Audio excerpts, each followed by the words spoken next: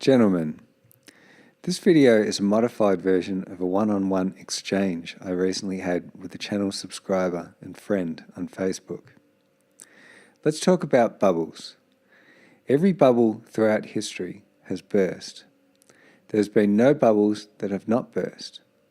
Not one. The trick is to get in early and then get out before the bubble bursts and the shit hits the proverbial fan. So, are cryptocurrencies in a bubble? They definitely have all the hallmarks of a speculative bubble.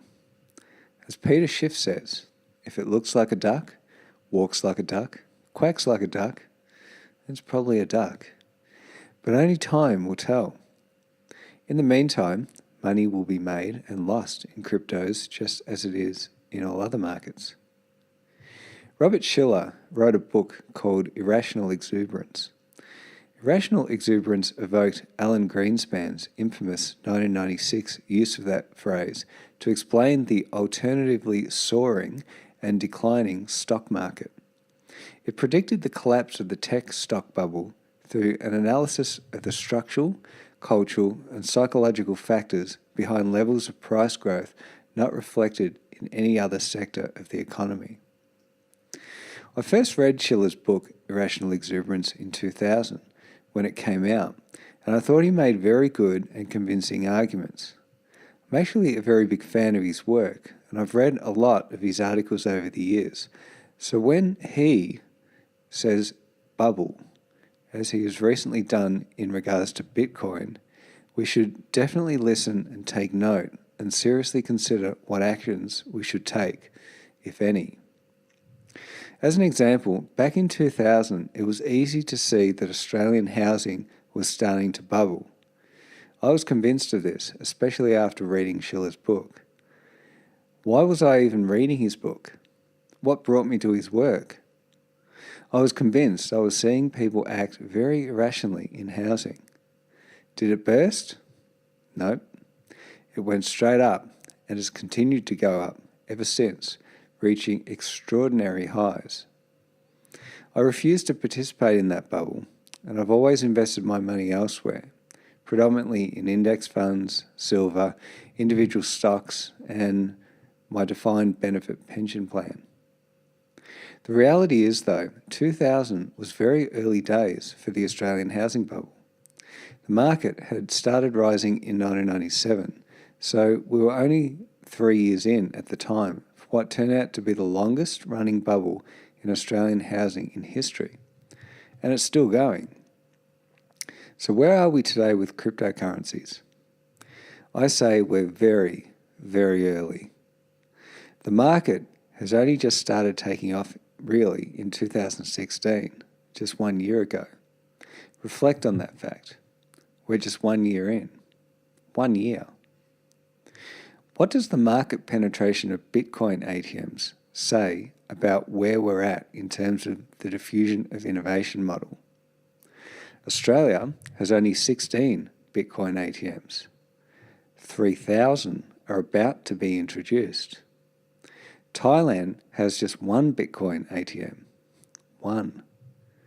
There are 3 million traditional ATMs in the world versus approximately 1,630 Bitcoin ATMs.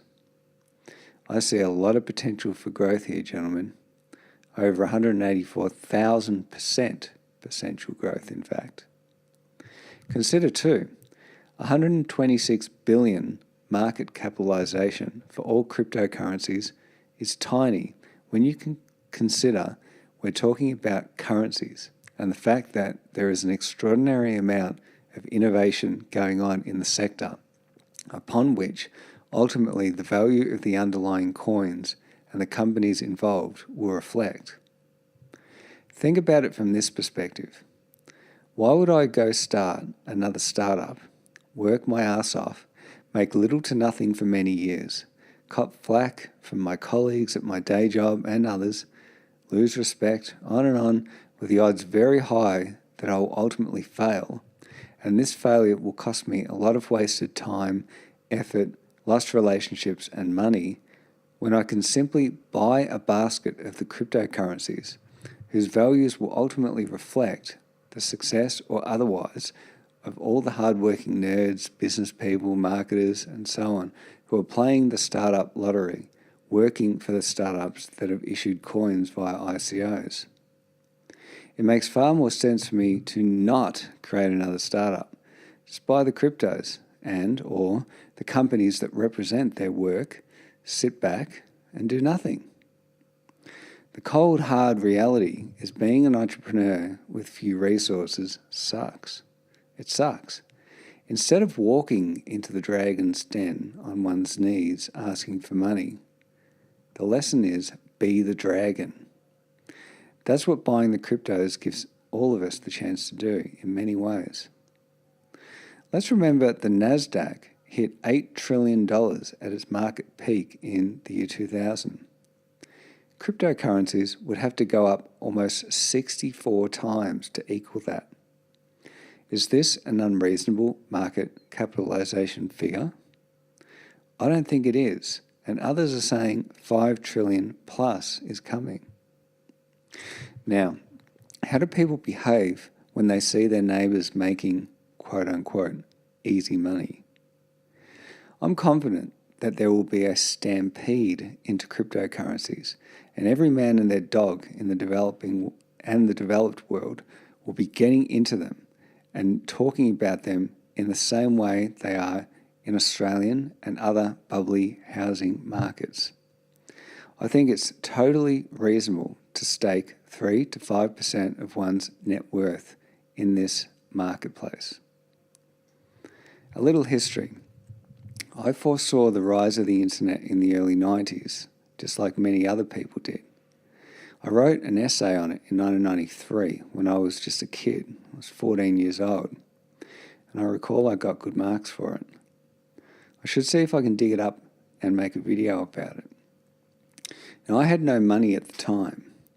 My parents didn't know what the hell was going on, but my father wisely, after much begging from me, bought me a Pentium 75 PC with a 28800 baud modem. The first thing I did was bring my best mate over to see porn on the internet.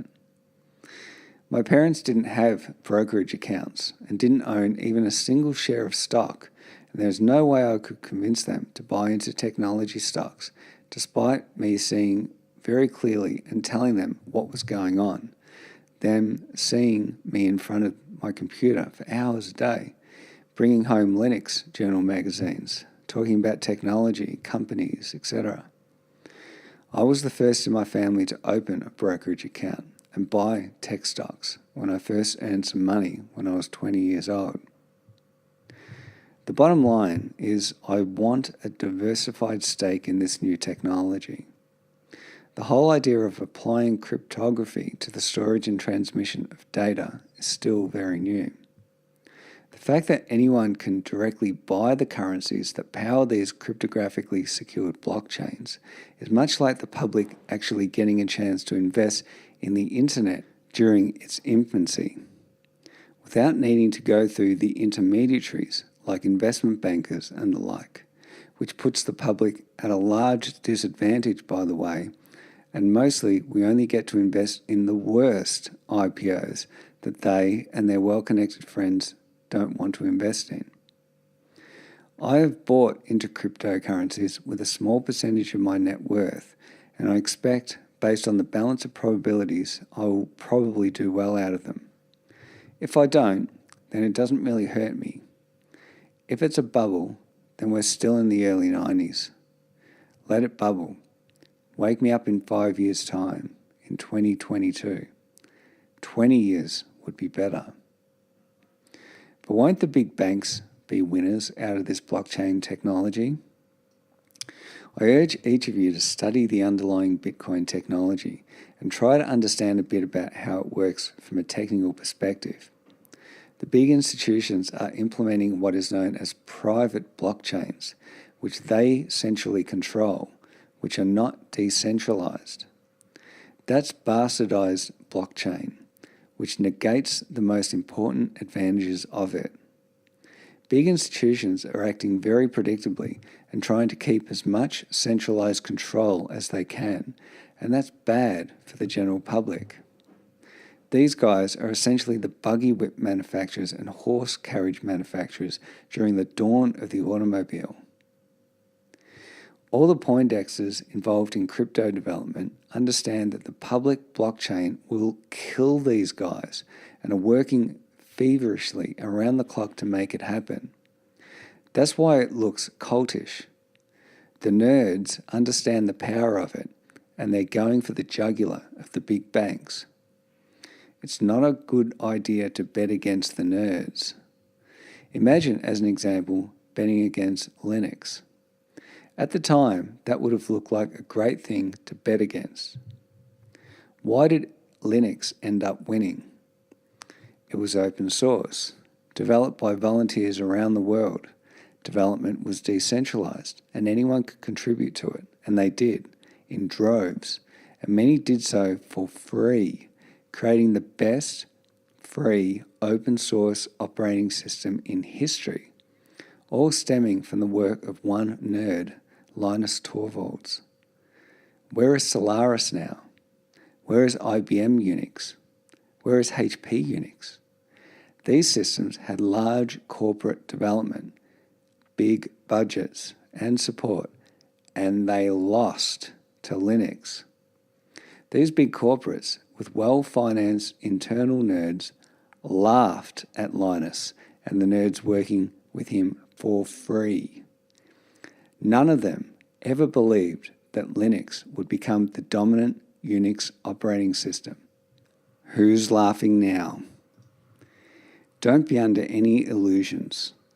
Large financial institutions with their shitty, buttoned-down corporate environment and cultures will not develop blockchain technology in-house that will beat the global army of blockchain nerds from around the world working together collaboratively, in many cases for free, to create public and transparent blockchains. Don't bet against the collective effort of the nerds. To put it in terms the common man can understand, why would the general public pay money for a product that's crap, which fucks themselves over when they use it, when they can get a much better version of it for free, or a version of it that makes them money? This isn't about faith or cults or anything like that. The nerds are going nuts and have that cultish look in their eyes because they understand that this technology will give power back to the people where it belongs, the same people that hate banks. I challenge each of you to study the underlying blockchain technology carefully, and if you're not convinced, come back and tell me, a lifelong skeptic and atheist, why my belief that this technology will take power away from banks and governments is misguided. Now think about this. The types of people involved in almost all cults, generally speaking, are not the best and brightest. Who do we see involved in the cryptocurrency development space? Oh yes, the best and brightest. This isn't the lemon detox diet or Snuggie crowd here, gentlemen. Buying cryptocurrencies now, however, requires vision and the courage of one's convictions at a time in history when it's not exactly clear how things will ultimately turn out or what cryptocurrencies will win. As a thought experiment, I will take the other side of the argument and argue against cryptos, and then I'll give examples of highly esteemed people throughout history who have bet against emerging technologies. Here goes. Bitcoin and other cryptocurrencies will never take off. The good people of this world trust their governments and their banks to do the right thing by them. Privately issued, decentralized global currencies that cut out the government and the banks, those will never work. Bosh, Flimshaw, Jarod, the Pretender, Thailand. There is no reason anyone would want a computer in their home. Ken Olsen, President, Chairman, and founder of Digital Equipment Corporation, maker of big business mainframe computers, arguing against the PC in 1977. We will never make a 32-bit operating system. Bill Gates. Lee DeForest has said in many newspapers and over his signature that it would be possible to transmit the human voice across the Atlantic before many years. Based on these absurd and deliberately misleading statements, the misguided public has been persuaded to purchase stock in his company. A US district attorney prosecuting American inventor Lee DeForest for selling stock fraudulently through the mail for his radio telephone company in 1913. There is practically no chance communications space satellites will be used to provide better telephone, telegraph, television, or radio service inside the United States. T. Craven, FCC Commissioner in 1961. The first commercial communications satellite went into service in 1965. To place a man in a multi-stage rocket and project him into the controlling gravitational field of the moon, where the passengers can make scientific observations, perhaps land alive, and then return to Earth, all that constitutes a wild dream worthy of Jules Verne. I am bold enough to say that such a man-made voyage will never occur, regardless of all future advances. Lee DeForest, American radio pioneer and inventor of the vacuum tube in 1926. A rocket will never be able to leave the Earth's atmosphere. The New York Times, 1936. Flight by machines heavier than air is unpractical and insignificant, if not utterly impossible. Simon Newcomb, the Wright brothers flew at Kitty Hawk 18 months later. Heavier than air flying machines are impossible. Lord Kelvin, British mathematician and physicist, President of the British Royal Society, 1895. There will never be a bigger plane built. A Boeing engineer, after the first flight of the 247, a twin-engine plane that holds 10 people. Nuclear-powered vacuum cleaners will probably be a reality in 10 years. Alex Lute, President of vacuum cleaner company Lute Corporation, in the New York Times in 1955. This is the biggest fool thing we have ever done. The bomb will never go off, and I speak as an expert in explosives. Admiral William D. Leigh, Chief of Staff to the Commander-in-Chief of the Army and Navy during World War II, advising President Truman on the atomic bomb, 1945. Leigh admitted the error 5 years later in his memoirs. The energy produced by the breaking down of the atom is a very poor kind of thing. Anyone who expects a source of power from the transformation of these atoms is talking moonshine. Ernest Rutherford, shortly after splitting the atom for the first time. There is not the slightest indication that nuclear energy will ever be obtainable. It would mean that the atom would have to be shattered at will. Albert Einstein, 1932. The cinema is little more than a fad. It's canned drama. What audiences really want to see is flesh and blood on the stage.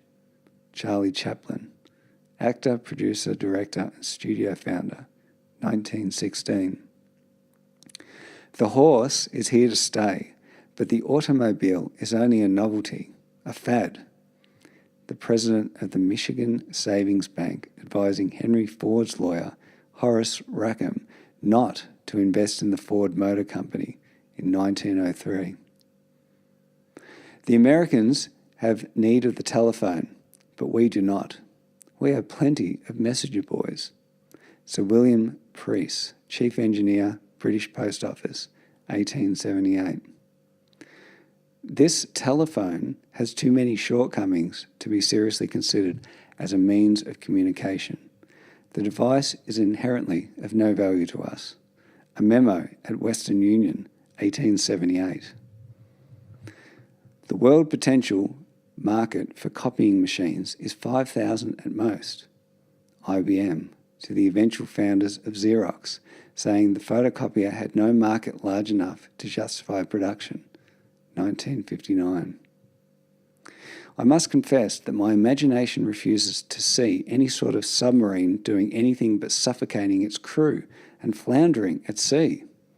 H.G. Wells, British novelist, in 1901. X-rays will prove to be a hoax. Lord Kelvin, President of the Royal Society, 1883. The idea that cavalry will be replaced by these iron coaches is absurd. It is little short of treasonous.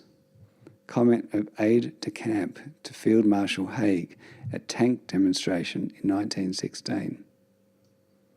How, sir, would you make a ship sail against the wind and currents by lighting a bonfire under her deck?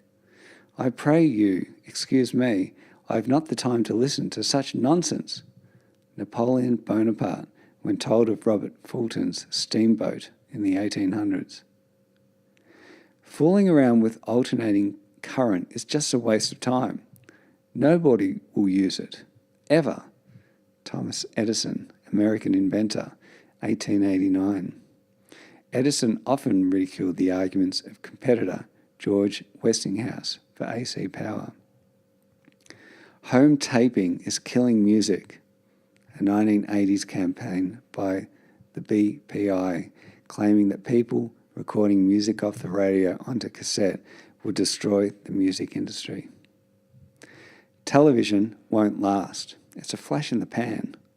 Mary Somerville, pioneer of radio educational broadcasts, 1948.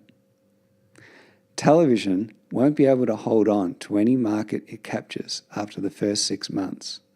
People will soon get tired of staring at a plywood box every night. Daryl Zanuck, movie producer, 20th Century Fox, 1946. When the Paris exhibition of 1878 closes, electric light will close with it, and no more will be heard of it. Oxford professor Eramus Wilson. Dear Mr. President, the canal system of this country is being threatened by a new form of transport known as railroads. As you may well know, Mr. President, railroad carriages are pulled at the enormous speed of 15 miles per hour by engines, which, in addition to endangering life and limb of passengers, roar and snort their way through the countryside, setting fire to crops, scaring the livestock, and frightening women and children. The Almighty certainly never intended that people should travel at such breakneck speed. Martin Van Buren, Governor of New York, 1830. Rail travel at high speed is not possible because passengers, unable to breathe, would die of asphyxia. Dr. Larder, President of Natural Philosophy and Astronomy, University College, London. The wireless music box has no imaginable commercial value. Who would pay for a message sent to no one in particular? Associates of David Sarnoff, responding to the latter's call for investment in the radio in 1921. That's it from me for today, gentlemen. Until next time, all the best. I'm the Pretender.